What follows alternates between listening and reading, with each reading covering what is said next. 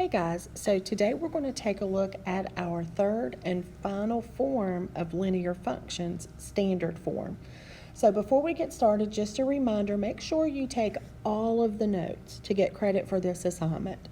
All right, so standard form looks like this: capital A, lowercase x, plus capital B, lowercase y, equals capital C. So AX plus BY equals C. And here's an actual example. So we have 5x minus 2y equals negative 30. There are a couple of things that have to happen for an equation to be in standard form. Well, first of all, I hope you notice that your x and your y are on one side, and then you have a constant on the right side. That's the first thing. The next thing that has to happen is A has to be greater than 1, has to be greater than or equal to 1. In other words, it has to be a positive whole number, okay? So that means we can't have fractions, we can't have decimals, so A has to be a positive whole number. And then the next thing that has to happen is we have to have the x and the y. Like x, you can't just have an x or you can't just have a y. So that being said, we're going to take a look at a few examples to determine if they are in standard form, and if they're not, we'll look at how to move them to standard form. So first, that was example 1. That is a good example of an equation in standard form. Look at example 2. Let's say I have negative 4x plus 5y equals 22. Well, one of the stipulations or one of the criteria is that A, or your leading coefficient on your x, has to be positive. So I've got to do something to make this in standard form. So all I need to do is multiply both sides by -1. Because what you do to one side of the equation, you have to do to the other side of an equation. So this becomes, and I'm just doing my distributive property, 4x minus 5y equals -22. So now this is in standard form. Let's do a few more. So let's say we have 3x plus 1/2 y equals 10. Is this in standard form? Well, no, it's not, and the reason it's not is because of this 1/2. So if you'll remember back to when we were solving equations, to get rid of fractions, we multiply everything by a common denominator. Well, that's the only fraction, so if I multiply both sides by 2, so let's show what we're going to do, and then we do that. So if I again do the distributive property, this becomes 6x plus, you don't have to put the 1, y equals 10 times 2 is 20. Now, this equation is in standard form. So sometimes we just have to multiply by something to get an equation into standard form. Let's try a couple more. So 7x minus 9y equals 14. Is this equation in standard form? Well, all of the coefficients in front of the x and the y are whole numbers, so that looks good. Don't see any fractions. The leading coefficient of 7 on the x, that's positive. That looks good. So yes, that is in standard form, so I don't have to do anything to it.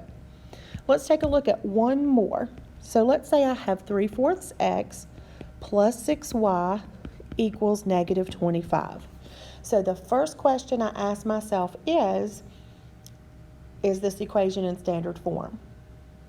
And no, it's not, because I see a fraction, and we can't have a fraction as a coefficient. So I'm going to multiply everything by that denominator of 4, multiply both sides by 4, so I get 3x plus 24y equals -100. So now this equation is in standard form. So the next thing I want to talk about concerning standard form is the information it gives us. So, or the information we can find from the equation. So I'm going to go back and I'm going to use the first equation. So the purpose or the goal of standard form is to help us find not only the y-intercept, but the x-intercept. So standard form, let's write that. Standard form helps us find the x and the y-intercepts of a graph. So let's look at how to do this algebraically. So again, I'm going to look at that first equation that I found, or that we had. So to find the x-intercept, I plug in 0 for y, okay? So to find the x-intercept, y equals 0. So let's do that. So I'm going to leave 5x there because my goal is to solve for x when y is 0. Minus 2 times 0 equals negative 30. So I have 5x, well, negative 2 times 0 is 0, so that disappears, equals negative 30. I divide both sides by 5, so x equals negative 6. So my x-intercept is negative 6. Or if I want to write that as a point, remember y was 0, so it's negative 6, 0. And I'll show you why we're finding this in just a minute. So now let's go back to that. 5x minus 2y equals negative 30. And let's find the y-intercept. The way I remember this is the intercept I'm finding, the other letter becomes 0. So the y-intercept is when x equals 0. So that's what I'm going to plug into my equation and solve for y. So 5 times 0 minus 2y equals negative 30. Well, 5 times 0 is 0, so negative 2y equals negative 30. I'm going to divide both sides by negative 2, so y equals positive 15. So my y-intercept is 15, or as a point on my line, I would say 0, 15. So now let me show you why I found these intercepts. I can do a quick sketch of a graph. Okay, and let's see, I need a negative 6 and I need a positive 15 on my y-axis. So I'm going to make these 2, 4, 6, 8, 10, 12, might need to go a little bit bigger, 12, 14, 16. Okay, and on my x-axis I need negative 6, 2, 4, 6. So just get a few of those and watch what I can do. And I'm going to do that in pink. So my x-intercept is at negative 6, 0. That's my x-intercept. My y-intercept is at 0, 15. So 2, 4, 6, 8, 10, 12, 14, 15. And then I can connect those and I have graphed my line. So this is how standard form helps us graph a line. A second option that you have to graph a line that's given to you in standard form is to rearrange that equation into slope-intercept form. So just as a reminder, I'm going to use the same equation that we just graphed using the x and y intercepts.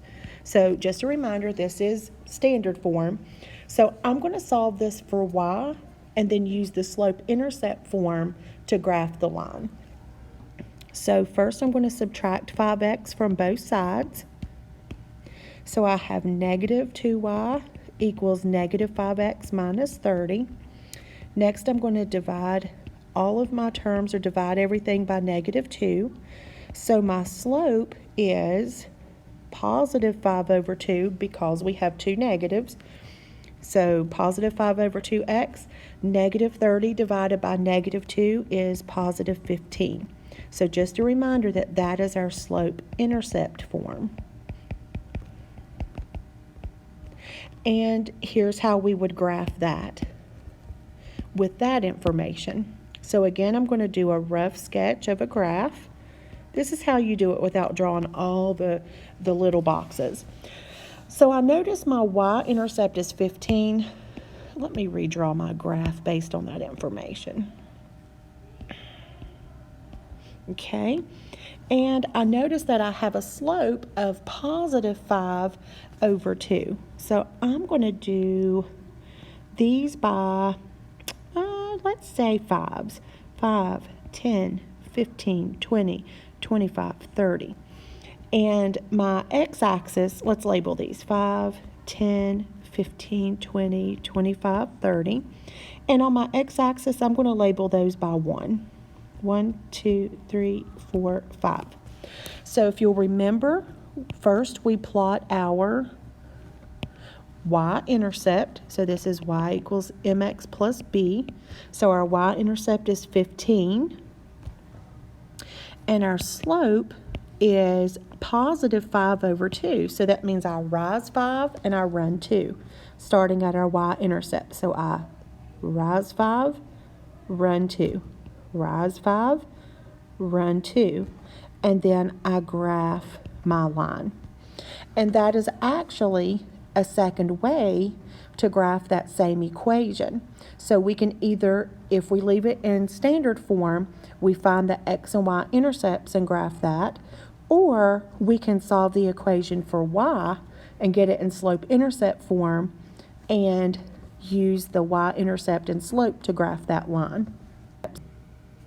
So let's take a look at how we would use standard form to help us write an equation for a real situation. So first we need to know when we're going to use standard form. So you use standard form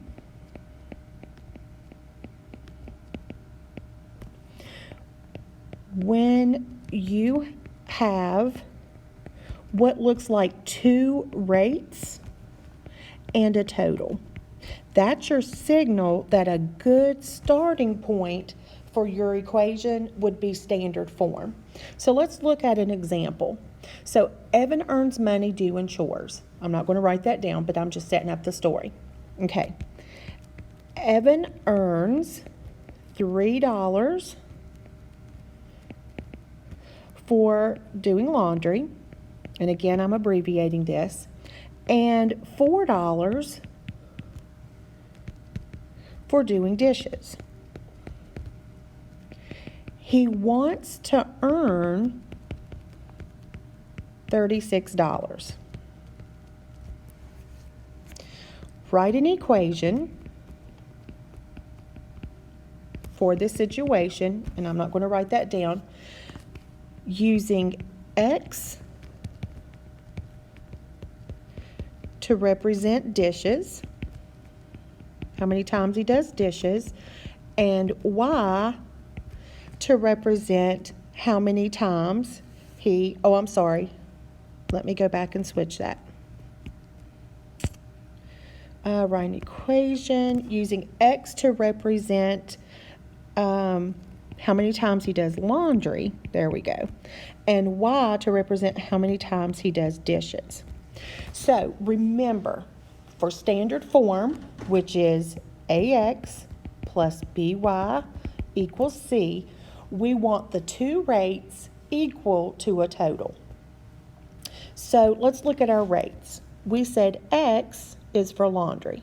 Well, what's the rate for doing laundry? $3. So that's going to be 3x, so $3 for every time he does laundry, plus, in this case it's plus, $4, what did we say y was? For every time he does dishes, equals, what's that total that he wants to earn? It's $36. So that's how you go from a situation to an equation using standard form. So take your time, use your notes to help you with your practice, and I'll talk to you guys later.